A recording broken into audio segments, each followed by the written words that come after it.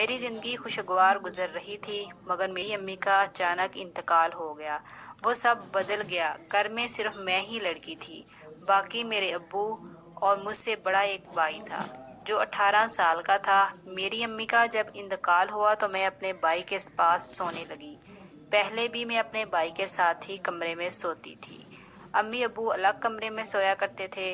रात के वक़्त मैं सोई थी कि अचानक मैंने ख्वाब में अम्मी को देखा। तो अम्मी मुझे याद आने लगी और मैं ऊंची आवाज़ में रोने लगी। मेरे रोने की आवाज़ सुनकर भाई जाग गया और कमरे की लाइट ऑन की और मेरे पास आए। किरण, क्यों रो रही हो? भाई ने मेरा चेहरा उठाकर पूछा। मुझे अम्मी की याद आ रही है, मैंने रोते हुए कहा। तो भाई ने मुझे सीने से लगा लिया। अरे मेरी प्यारी बहन, अम्मी इस दुनिया से चली गई है, तुम रोया मत करो। भाई मेरी कमर पर हाथ चलाते हुए मुझे तसल्ली देने लगा। मुझे कुछ महसूस होने लगा। जब मैंने हाथ लगाया तो भाई मेरी कमर के साथ लग रहे थे। मैं जल्दी से इनके सीने से हट गई। कि क्या हुआ है किरण? मेरे पीछे हटने पर मेरे भाई ने मेरे चेहरे को अपने हाथों के दरमियान लेकर बोला, कुछ नहीं। मैं घबरा कर इतने में अब्बू कमरे में दाखिल हो गए। वो सख्त लहजे में बोले, क्या हुआ? भाई बोले, वो किरण को अम्मी की याद आ रही है। तो मैं इसे तसल्ली दे रहा था। भाई ने कहा। फिर अब्बू ने कहा, किरण तुम मेरे कमरे में मेरे साथ जाओ। अब्बू ने मुझे प्यार से कहा। मैं जाने लगी तो भाई ने मुझे आंखों ही आंखों में अब्बू के साथ सोने से मना किया, मगर मैं इन्हें नज़रअंदाज करती हुई अब्बू के साथ चल पड़ी थी। मुझे भाई की नज़रों में अपने लिए कुछ बुरा नज़र आ रहा था। मैं अब्बू के कमरे में आई थी। अब्बू ने मुझे अपने साथ लेटने को कहा। मैं खुशी खुशी लेट गई थी, क्योंकि मैं अक्सर अम्मी अब्बू के साथ ही लेटा करती थी। अब्बू के पास लेटते ही मैं सो गई थी। कुछ देर बाद मुझे ऐसा महसूस हुआ जैसे अब्बू का हाथ मेरी कमर पर है। मैंने आंख खोली तो देखा अब्बू का हाथ मेरी कमर पर था। मैंने अब्बू का हाथ अपनी कमर से हटाना चाहा, मगर उन्होंने मजबूती से पकड़ रखा था। मैं जागती रही, मुझे नींद नहीं आ रही थी। कुछ घंटों बाद जब अब्बू ने हाथ उठाया, मैं भागकर अपने कमरे में आ गई थी। भाई सो रहे थे, मैं भी सो गई थी। सुबह जब सोकर उठी तो देखा मेरी शर्ट पेट से फटी हुई थी। मैंने जल्दी से नीचे की और कमरे से बाहर आई। अब्बू और भाई मुझे कहीं दिखाई नहीं दे रहे थे। मुझे किचन में खाने की खुशबू आ रही थी। मैं समझ गई थी कि अब्बू खाना बना रहे हैं। मैं कमरे में आई और कमरे की सफाई करने लगी। भाई का बिस्तर ठीक कर रही थी कि मेरी नज़र भाई के सरहाने के नीचे पड़ी तो देखा वहाँ पर एक मैगजीन पड़ी हुई थी। मैंने मैगजीन अपने हाथों में ली। मैगजीन पर बनी तस्वीरें देखकर मैं शर्म से पानी पानी हो गई थी। वो लड़के और लड़की की बुरी वाली तस्वीरें थी। मैंने मैगजीन खोली और तस्वीरें देखने लगी। तस्वीरें देखकर मैं चौंक पड़ी थी। मैं पहली बार ऐसी तस्वीरें देख रही थी। मेरे चेहरे पर पसीना आने लगा। मैं मैगजीन अपने बिस्तर पर बैठकर देख रही थी तो अब्बू आवाज़ लगाते हुए कमरे में आए। अब्बू की आवाज़ सुनकर मैं घबरा गई थी और मेरे हाथ से मैगजीन छूटकर ज़मीन पर गिर गई थी। अब्बू मेरे पास आए तो उन्होंने मैगजीन उठा ली और देखने लगे। मैगजीन देखकर इनका चेहरा गुस्से से लाल होने लगा और उन्होंने मुझे ज़ोरदार थप्पड़ दे मारा।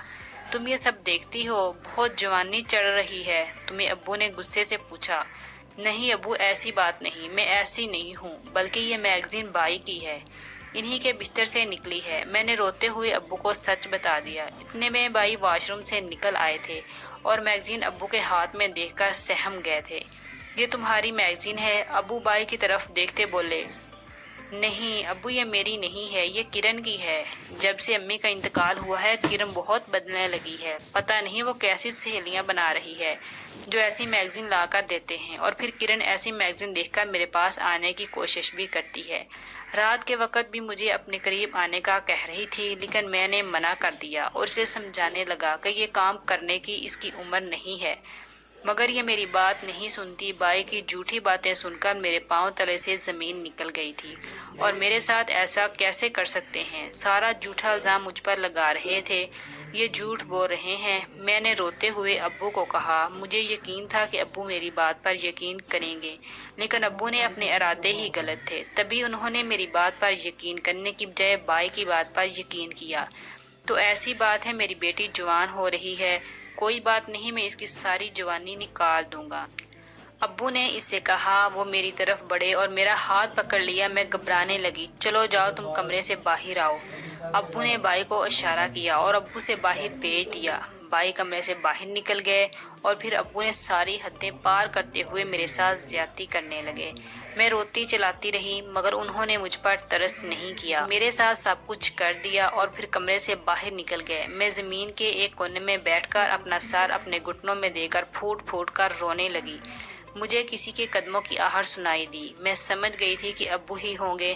میں مزید ڈرنے لگی۔ جب کسی نے میرے کندھے پر ہاتھ رکھا، میں نے اپنا روتا ہوا چہرہ اوپر کی طرف اٹھایا۔ بائی کو دیکھ کر میں مزید رو پڑی۔ سب انہی کی وجہ سے ہوا تھا، مجھے معاف کر دینا۔ اگر میں سچ بتا دیتا تو ابو میری جان نکال دیتے۔ تم جانتی ہو نا ابو کا غصہ، جو ہوا اسے بھول جاؤ۔ بائی میرے کندھے سے ہاتھ چلاتے ہوئے میرے بازو پر آ کر رکے۔ ان کی نیت بھی خراب ہو گئی تھی مجھ پر بہت سی۔ وہ میری مزید قریب آنے لگے۔ میرے قریب مت آنا بائی، میں بہن ہوں آپ کی، میں نے روتے ہوئے بولا۔ اگر ابو تمہارے ساتھ یہ کر سکتے ہیں تو میں بھی کر سکتا ہوں۔